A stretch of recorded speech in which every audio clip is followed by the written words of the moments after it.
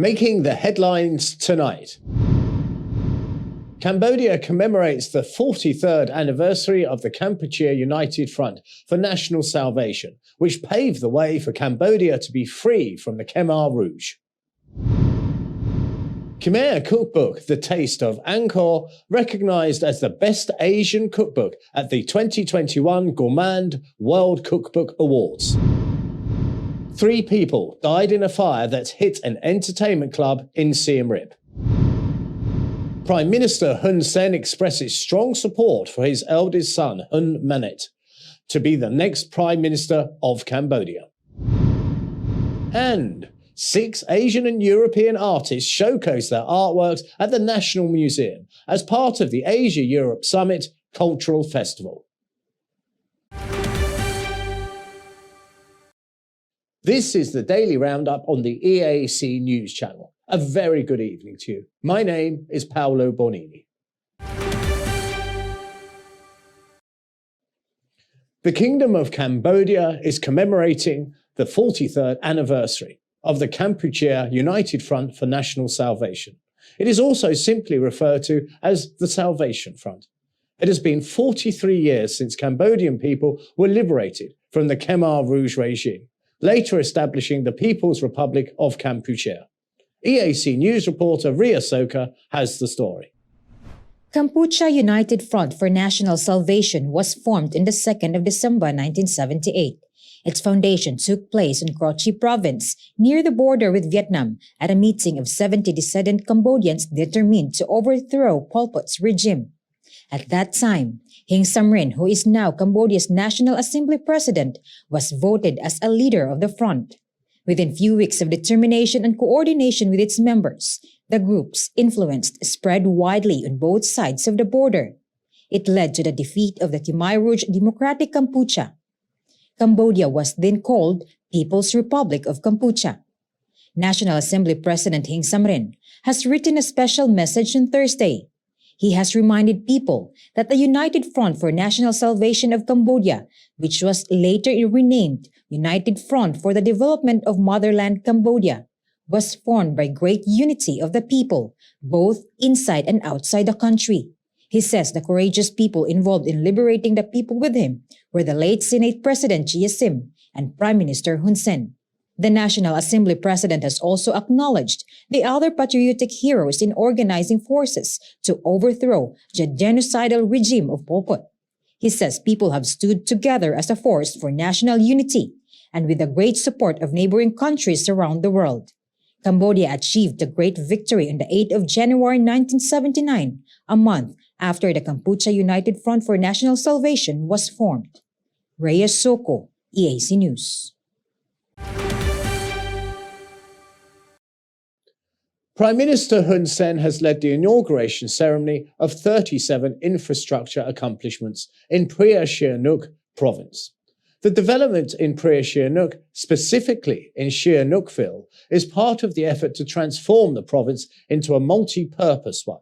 During his speech, the Prime Minister has delivered a strong message in line with the royal government efforts to better the future, not only for Cambodians, but all the people living in the kingdom.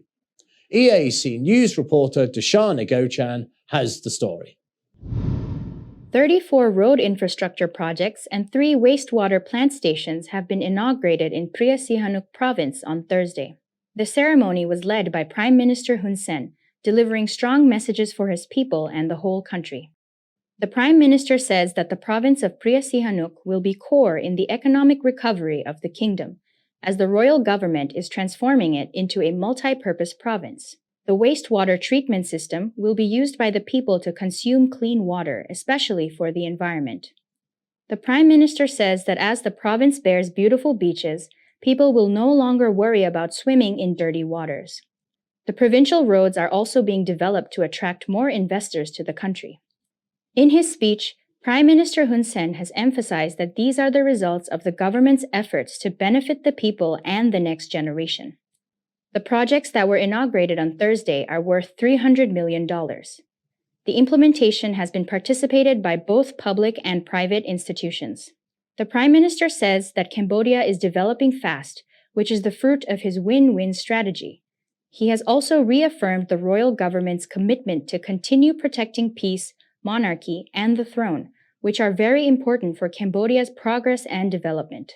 Prime Minister Hun Sen says that after fully reopening Cambodia, the national budget revenue has increased. He has acknowledged the success of the fight against COVID-19 and the country's rapid vaccination campaign as the main routes for Cambodia's early reopening of the economy compared to other countries.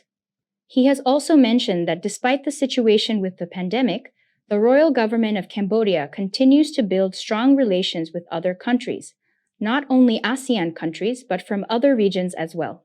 Prime Minister Hun Sen says that he is even ready to travel to Myanmar in the near future. He says that the exclusion of Myanmar from ASEAN would be detrimental to the economic union, which has 10 member countries from Southeast Asia. The Prime Minister emphasizes the importance of Myanmar in the ASEAN group. He has also revealed that the Foreign Minister of Myanmar will visit Cambodia next week, from 6th to 7th December.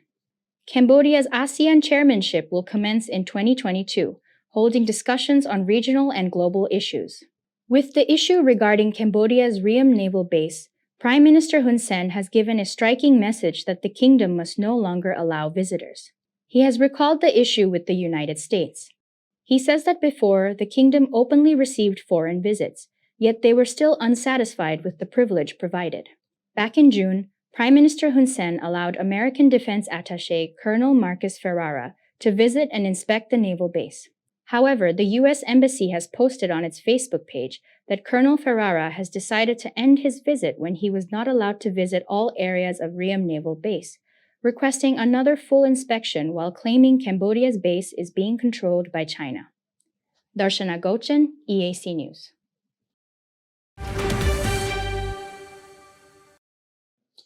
Prime Minister Hun Sen has announced his full support to his son, Hun Manat, as the next Prime Minister of the kingdom. However, he says Hun Manat must go through an election.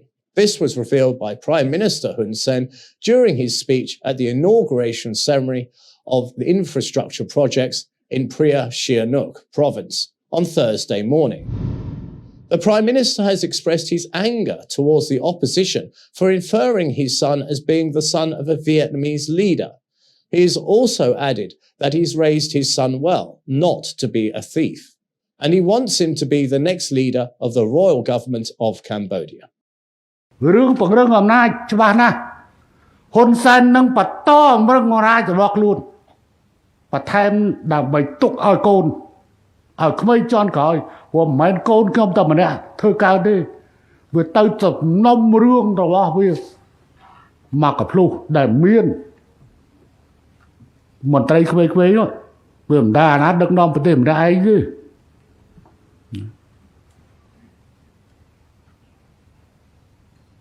រឿងហ៊ុនម៉ាណែតនិយាយឲ្យច្បាស់ថ្ងៃនេះហ្មងហ៊ុនម៉ាណែតជាបេក្ខជនមួយក្នុងចំណោមបេក្ខជននាយករដ្ឋមន្ត្រីដែលមានការគាំទ្រពីឪពុករបស់ខ្លួន The 44-year-old eldest son of Prime Minister Hun Sen was the first Cambodian to graduate from the West Point Military Academy in the United States. He is also a Doctor of Economics at the University of Bristol in the United Kingdom. Currently, he is a 3-star Lieutenant General and the Deputy Commander-in-Chief and Commander-in-Chief of the Royal Cambodian Armed Forces. The Premier has advised his son to build a reputation among the public, as Cambodia is a democratic nation and the post will only be won via his election. During his speech at the inaugurational ceremony of the infrastructure project in Pria Sihanouk on Thursday morning, Prime Minister Hun Sen has announced his full support of his son, Hun Manat, to run for the seat of the next Prime Minister of Cambodia. After the announcement, international media all over the world has been spreading the news, with dozens of journalists stating the Prime Minister wishes to give his seat to his son.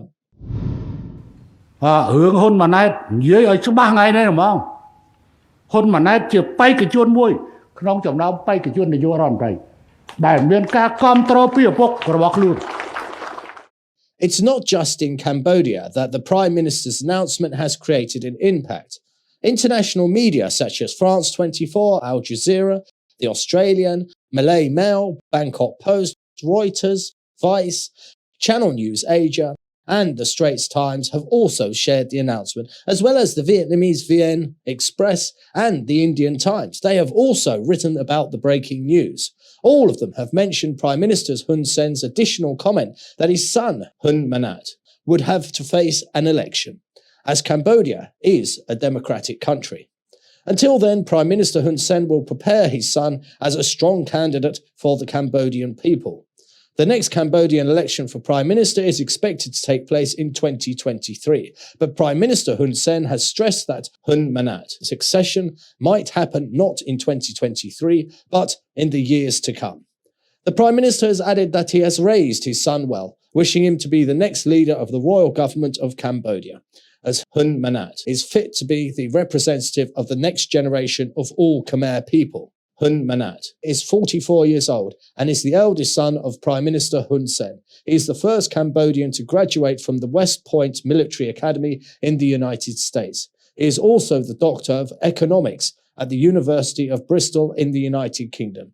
Currently, he has the rank of a 3-star Lieutenant General as the Deputy Commander-in-Chief and Commander-in-Chief of the Royal Cambodian Armed Forces.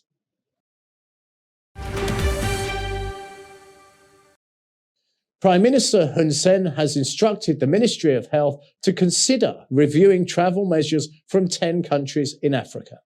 This was following the ban imposed by Cambodia on Monday for travellers from 10 South African countries.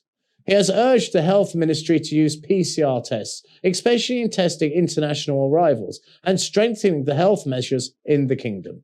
EAC News reporter Yuri Matosko has the details. Prime Minister Hun Sen says, "Do not fear the new COVID-19 variant." He has encouraged people not to be afraid. Instead, just strengthen the preventive measures as what Cambodian is known in doing. The Kingdom of Cambodia has been praised internationally the way it is handling COVID-19 situation, especially the rapid vaccination campaign of the government. But with the emergence of the new COVID-19 variant called Omicron, people are afraid that Cambodia might close the country again. However, on Sunday, the Ministry of Health says that Cambodia has no plan yet of closing. Instead, it released an announcement on Monday evening to ban travelers from 10 South African countries. The countries are Botswana, Eswatini, Lesotho, Mozambique, Namibia, South Africa, Zimbabwe, Malawi, Angola, and Zambia. Speaking at the inauguration of road infrastructure, wastewater treatment plants, and achievements in Sihanoukville on Thursday morning, Prime Minister Hun Sen has agreed with the policy of the Secretary General of the United Nations, who took the decision of other countries to close flights from certain countries in Africa. He stressed that the world should not leave Africa isolated.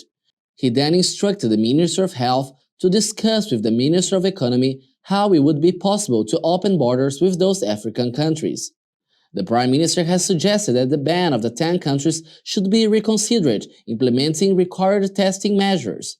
He has encouraged the Minister of Health to use PCR tests for the international arrivals. Yuri Matosko, EAC News.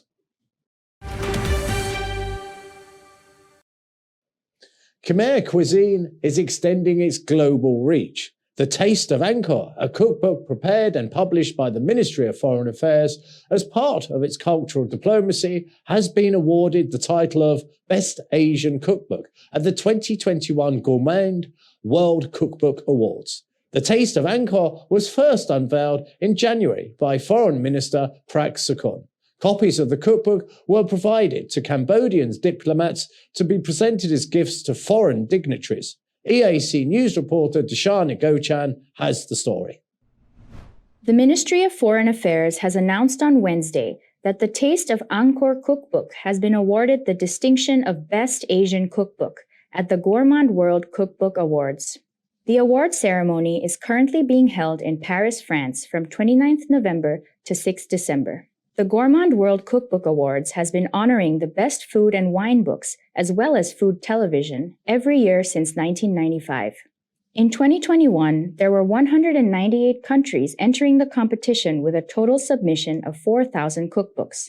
Minister of Foreign Affairs Prak Sokhonn had first unveiled the Taste of Angkor on January 18th of this year, which the Ministry of Foreign Affairs published to promote cultural diplomacy through the cornerstone of food. The cookbook contains 38 recipes of Khmer dishes and desserts with detailed and easy-to-follow instructions, including substitutions for Khmer ingredients that may be hard to source abroad. The Ministry of Foreign Affairs states that this cookbook is a great contribution of the royal government of Cambodia's advancement of its food and cultural diplomacy. They continued to say that receiving the distinguished title of Best Asian Cookbook from the Gourmand World Cookbook Awards is a fresh source of pride and honor for the Kingdom of Cambodia's efforts to get the world to know and truly appreciate the great legacy of Cambodia's 1,000-year-old culinary heritage. Darshana Gauchan, EAC News.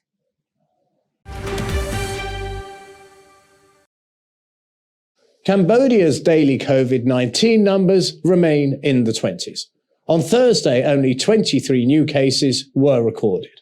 That includes 3 that were imported. Cambodia has achieved a total tally of 120,183. 19 patients were successfully treated and discharged overnight. They make the total recovery 116,548. Unfortunately, there are still deaths. 5 people have lost their lives due to COVID-19 overnight. Cambodia's total deaths since the beginning of the pandemic now stand at 2,949. Active cases are 686. Along with the successful vaccination campaign, the royal government has been slowly reopening schools for all ages. High school institutions resumed their classes in September, followed by universities, secondary and primary schools. Then on Wednesday, the Ministry of Education has finally announced to also reopen the kindergartens and daycare services for children, for those over 5 years old. EAC News reporter Yuri Matosko has the details.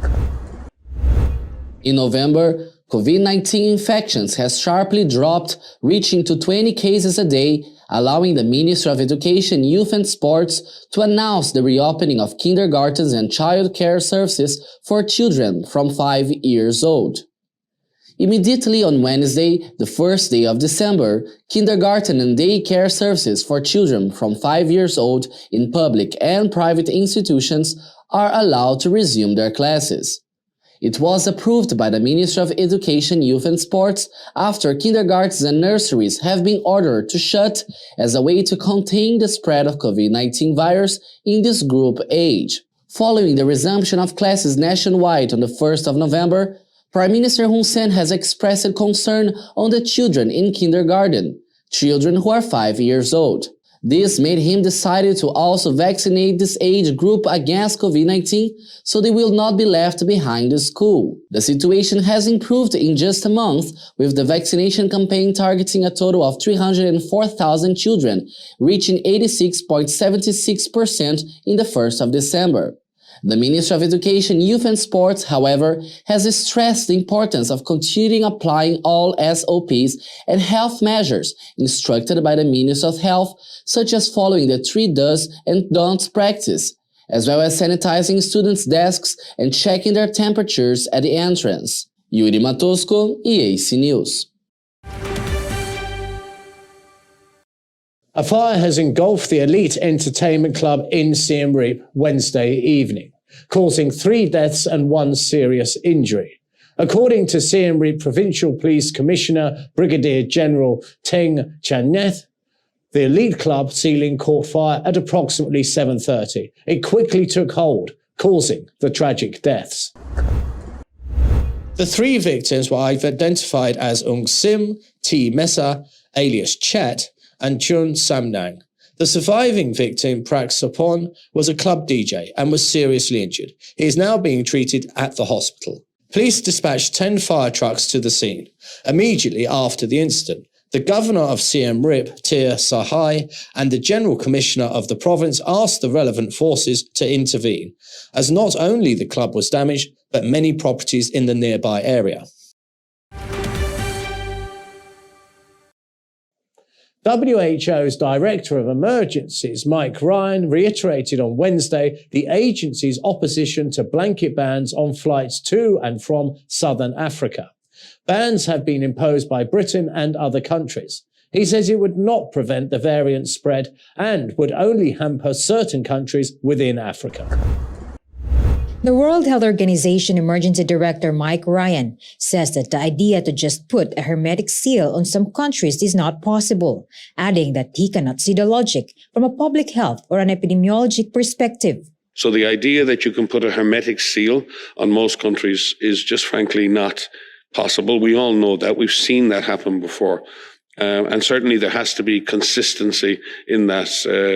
If they are being applied, they have to be consistent. And certainly we've seen a lot of inconsistency with countries, for example, in Africa having banned travel and they haven't had a single confirmed case, and other countries with confirmed cases and evidence of local transmission with no travel bans.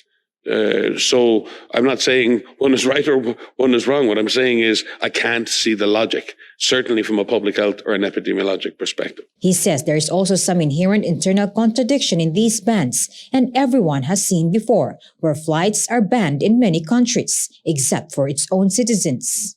I mean, epidemiologically, I find it hard to understand the principle there. Is it that some passport holders will have the virus and some won't? Does the virus read your passport? Does the virus know your nationality or where you're legally resident? So therefore, there are contradictions in this. So our concern here is that we apply public health principles, not political principles, to selecting measures that are used to control the spread of disease. WHO technical lead in COVID-19, Maria van Kerkhove, warned that travel bans prevented South Africa to ship samples of Omicron variant out of the countries. But the travel bans that have been imposed by South Africa have caused some challenges for those samples to actually be shipped out of the country.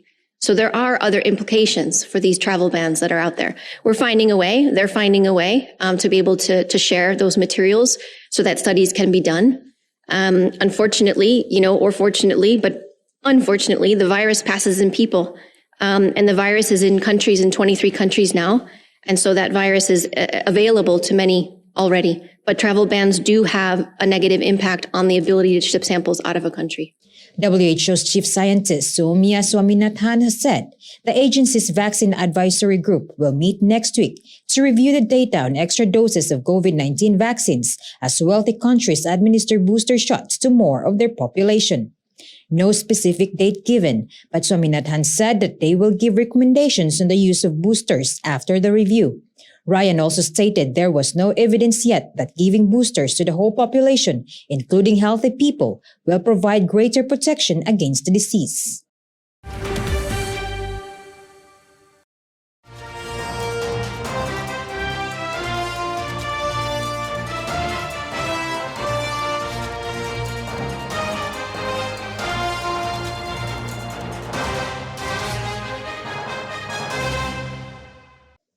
Now for a look at news making international headlines this Thursday, 2nd of December. An eyewitness terrifying video shows a big shark chasing a pair of surfers and one surfer's close brush with it at Puerto Rico's Meadows Beach on Monday. As the surfers began to frantically paddle toward shore, the shark briefly followed them, its large dorsal fin exposed above the water. George Benetis, who was at the beach, has filmed his friend's encounter with the shark. Surfers say such sighting was not common in the sea. An onlooker shares it was the first real shark he saw on the beach.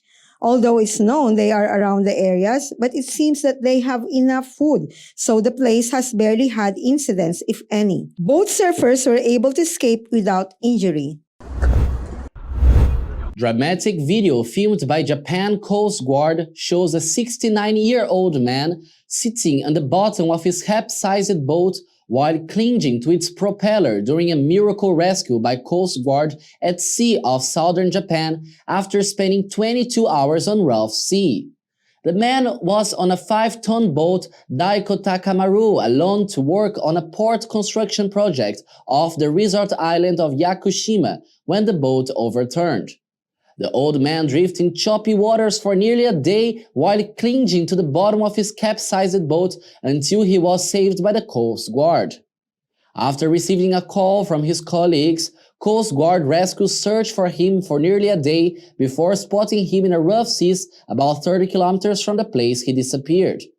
The man sustained a minor injury on his left ankle. Coast Guard official says he's amazed by the old man's survival skills. The man was able to wrap himself in a gray plastic sheet, helping him stay warm. The Japan Coast Guard is looking into the cause of the accident. And at least 2 car bombs planted by criminal gangs have exploded outside the prison in central Mexico on Wednesday during an attack to free 9 inmates, local authorities have reported. The armed group broke into the jail in Tula and has opened fire, injuring a guard and a police officer before detonating 2 car bombs that rammed into the walls of the prison in order to free 9 jailed inmates. The car bombs were detonated in the vicinity of the jail to distract security forces while the operation was being carried out in the prison. Among those who escaped is Jose Artemio Maldonado, better known as El Michoacano, the alleged leader of Pueblos Unidos, a criminal group based in the Mexican state of Michoacan. Local police, members of the National Guard, and the Mexican Army have fanned out looking for the escaped inmates who are still at large.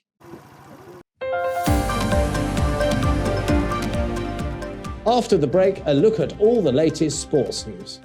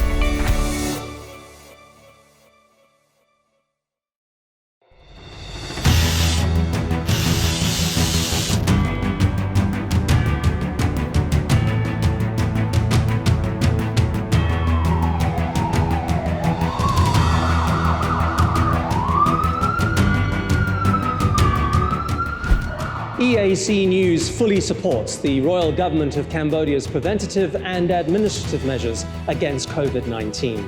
But we need you to play your part in helping bring the 20 February community transmission event to an end.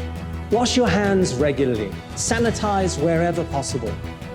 Keep an eye on your body temperature. Use the Stop COVID QR code and maintain a safe social distance. But above all, please, please, please, wear a mask. Only together can we beat COVID-19.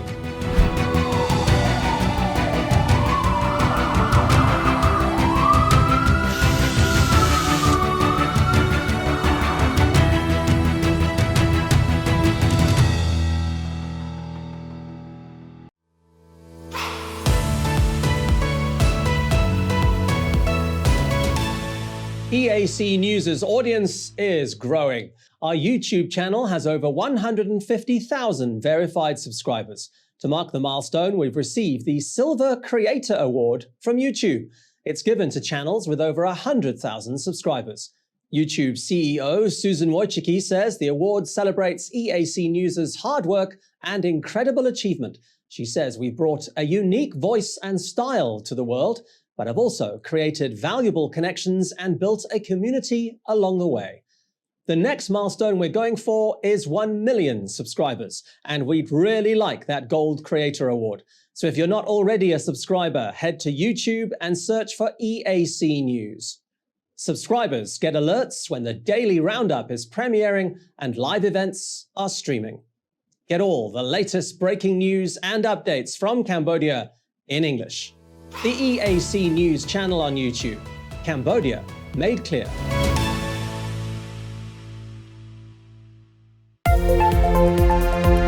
If it's happening and you need to know about it, you'll get it all right here. EAC News brings you updates and breaking news in English across all of our platforms and channels. The EAC News app, YouTube, Facebook, Telegram, Twitter, and our website www.eacnews.asia. Join me, Andrew Barnes-Roberts, and the rest of the EAC News team every day on your favorite channels. EAC News, Cambodia made clear.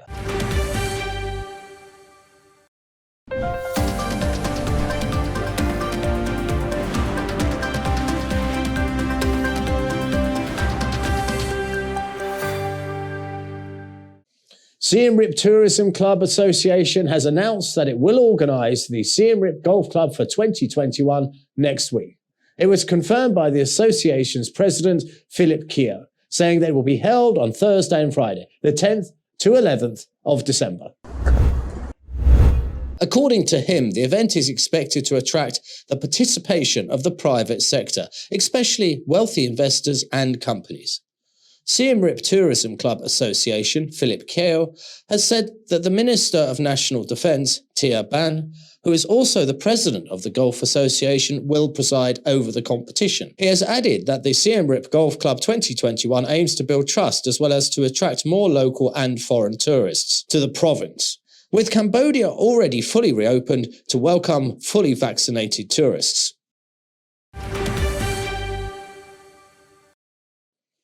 The Women's Tennis Association has announced on Wednesday that it has decided to suspend tournaments in China due to concerns over the safety of former doubles world number one Peng Shuai.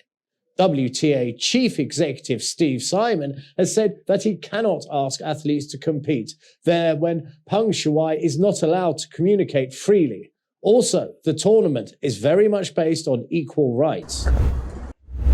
According to the chief executive of the Women's Tennis Association, Steve Simon, Peng Shuai has seemingly been pressured to contradict her allegation of sexual assault. He is greatly concerned about the risks that all of their players and staff could face if they were to hold events in China next year. The whereabouts of Peng became a matter of international concern for nearly 3 weeks after she posted a message on social media alleging that China's former Vice Premier Zhang Gaoli had sexually assaulted her. On 29 November, IOC President Thomas Bach had a 30-minute video call with Peng, a 3-time Olympian whose supporter says may be under political duress, during which she told him she was safe and with family and friends. But Simon, who said the decision to suspend tournaments in China had the full support of the WTA Board of Directors, is not convinced at all is well with Peng. Simon has added that while they know where Peng is, he has serious doubt that she is free, safe, and not subject to censorship, coercion, and intimidation. He says that the WTA has been clear on what is needed, and they repeat their call for full and transparent investigation, without censorship, into Peng Shuai's sexual assault accusation. The world's fastest Rubik's Cube competitors will go head-to-head on Saturday, as the Red Bull Rubik's Cube World Cup reaches its finals. The 32 finalists can compete in 4 categories: mixed speed cubing, fastest one-hand solve, speed cubing female, and the re-scramble event, where competitors are given a solved cube and need to match the pattern on a randomly scrambled one. The UK Chris Mills claimed victory in the re-scramble category last year with a solve of 17.6 seconds. As with other competitors, 19-year-old Mills first learned how to solve a Rubik's Cube from a YouTube tutorial. He was inspired to learn after he saw one of his brother's friends solving the 3D puzzle 7 years ago. Mills hopes to win again this year, but knows he's up against tough competition with Tommy Cherry from the USA. I hope to win again this year, but there's another guy, Tommy Cherry, who's also really fast and probably better than me. So yeah, I've got to hope I do really well, or he doesn't do that well to beat him. But I guess we'll see how it goes. I'll just be happy to get on the podium again this year, but winning it would be really cool. Another UK hopeful is this year's competition is 19-year-old George Scully from Northampton. He can solve a Rubik's Cube in 3.3 seconds at home and hopes to give last year's champion Max Park a run for this money. Scully first picked up a Rubik's Cube aged 13 as an extension of his interest in close-up magic and was instantly hooked. So I used to be really into close-up magic and stuff like that, and around 5-6 years ago when I was starting, that was when Rubik's Cube, close-up magic was becoming sort of a trendy thing. So I thought I might as well get a Rubik's Cube and see how I do at it. And when I got it, I was just immediately instantly intrigued, and I thought I might as well learn how to solve it as well. So I went on YouTube across 4 days. I learned how to solve it, and then yeah, I was hooked, so I just kept on going after that. The cubes used in competition are Bluetooth enabled and connect to the challenger's phone, where an app tracks their times and movements to ensure complete accuracy and fairness even when they are thousands of miles apart. Patrick Pons, 19 from the US, is also vying for the title, with an at-home solve time of 2.9 seconds and a competition best of 4.2 seconds. He also learned from YouTube over 10 years ago. He said friends and family were initially surprised by his strange hobby, but have now got used to it. Pons hopes to beat fellow American Park, who took the crown with a solve of 5.9 seconds in 2020. Oh, I would be very happy. I'd probably post about it on social media, and then that's about it. There's not much. It's a very instant gratification sort of thing, and it kind of wears off. But yeah, I'll be pretty happy. Over 4,200 entrants from more than 50 countries competed in the first round of the knockout competition. The final 32 will be whittled down on Friday, and the ultimate champions in each event will be crowded on Saturday.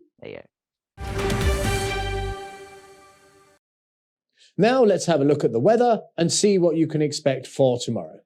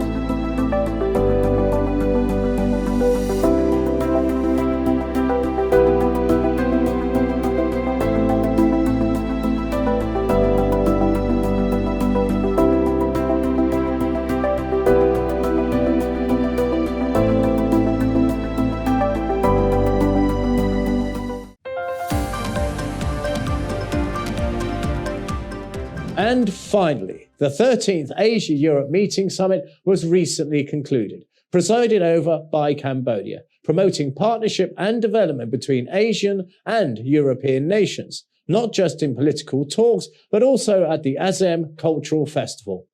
In Phnom Penh, the National Museum held a contemporary exhibition promoted by the ASEM Cultural Festival. As part of the exhibition, a group of 6 European and Asian artists have come together, known as Sahaka Playground. EAC News reporter Yuri Matosko interviewed artists of the group to understand their ideas better.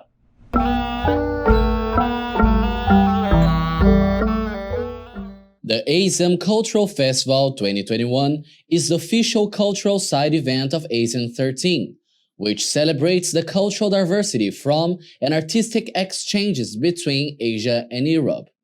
It was promoted by the Ministry of Culture and Fine Arts of Cambodia in partnership with the European Union and the Asian Europe Foundation, starting in Brussels and finishing in Cambodia on November 26. The National Museum exhibiting the artworks of different Asian and European artists, but differently from other individual works of arts, some of them has decided to experiment together. EAC News got in touch with the Sahaka Playground, consisting of a collaborative project made of 6 artists from Asia and Europe. Okay, we are Sahaka Playground. We are all visual artists based in Phnom Penh. When we started, probably like a month ago, we saw an open call on a website, in Assam Festival open call. So then I decided that I don't want to do it alone. So I invite Miguel, discussed in the beginning, and then we decided to come up with the idea of 3 Asian and 3 European artists to combine as a collective to produce cross-cultural collaboration artworks. The Portuguese photographer Miguel Jeronimo explained more about the cross-cultural collaborations and the idea of the name. In our collective name, Sahaka Playground, Sahaka is the Cambodian word for to collaborate. So really try to push this idea of artists work on top of each other, especially from an artist of the different continents. And in this case, we wanted to imagine the street life so typical of Southeast Asia and pushed to an European context to promote this idea of Asia and Europe collaboration and multicultural friendship. So this one is in Cambodia and these 2 are in Europe, trying to imagine the street vendors of Asia in that context. And the name is Streets Have No Borders. Miguel has mixed his photographs with Loli's drawing, a Korean designer living in Cambodia. Hello, I'm Loli from South Korea. I'm an illustrator living in Cambodia for 6 years now. And this time, I normally draw the daily life, things I see on the street. And this time I did the digital illustration on top of the photo, Miguel's photo. And I normally draw the street life, so I choose the photos he took on the street. While street vendors inspire Portuguese and South Korean artists, Asian food brought a British and a Malaysian artist to work together. Hi, so I'm Olivia. I'm a British embroidery artist living in Cambodia for the last 6 years. And I've known Loli and Ajin for a really long time. And I was really excited that they got me involved with this project of collaboration. So the piece that Ajin and I did together, I started it by embroidering a picture of a woman eating some dumplings. Food is definitely a big inspiration for my artwork. And I also really liked how I think food brings different cultures together. And so that whole theme of collaboration works quite nicely with the food aspects. I also know that Ajin does some of his own artwork around the food theme, so I thought it might be a fun way for us to collaborate together. My name is Ajin. I'm from Kuala Lumpur, Malaysia. I've been living here for 7 years. And my background is in graphic design. So my work mostly related to trying to identify myself as a Southeast Asian artist. So my work is studying Southeast Asian packaging as well, and the topic that mostly I talk about is political issues, social issues, and anything that happening currently. So for this collaboration work with Olivia, when I received the work, it took me a few days to just to think about the ideas or the stories behind it. So eventually, this is what I came with. Adana is a French khmer painter that has also participated at the Sahaka Playground. She has spoken with EAC News about the challenges and unforeseeable outcomes of creating a single work of art with another artist. Each piece of art here has been manipulated, played around by 2 artists from Asia and Europe. And I think it's very unpredictable. And the results are really amazing because it's different art. We have photographers, painters, illustrators, embroidery artists too. So it gave really this special effect to the art. And I think that it's really what is important right now for this theme is collaborating, showing that even we have different cultures, we have different backgrounds, we have different material, but we can work together. And I think this is what we want to show, is that no matter who you are, you can always find a way to collaborate. It was really hard to collaborate because it's kind of like you have to abandon a piece of yourself because you're invading someone else's space and someone else's art already. So it's about respecting the other artist's work and being vulnerable and trusting the other that they will make this art amazing too. The National Museum has extended its Asian Cultural Festival exhibition until the end of the year on 31 December, giving the general public more chances to appreciate the artworks. At the Cultural Festival official program, the Sahaka Playground Group has given a strong statement, saying that beyond cultural boundaries, the only common denominator of their work is the Kingdom of Wonders, which they all call home. Yuri Matosco, EAC News.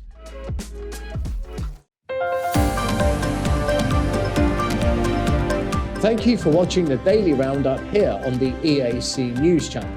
For more breaking news and updates, check out our website, eacnews.asia, or search for EAC News on Telegram or at your favorite app store. More from the EAC News team tomorrow night at 8 p.m. We'll see you then.